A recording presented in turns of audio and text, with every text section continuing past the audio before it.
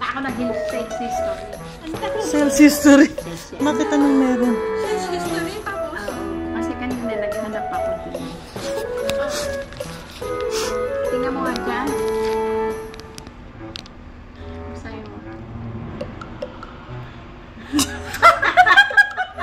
It's a prank! Toothbrushing ko yung email mo eh. So, tagtagalin ka ibig. Bigay ko sa'yo si Pilyohan. Malaki pa na yun. Gusto mo talaga, di matambak talaga. Ay, tuloy ko. Masama. Madam, si Rolina. Nag-isip pa siya eh.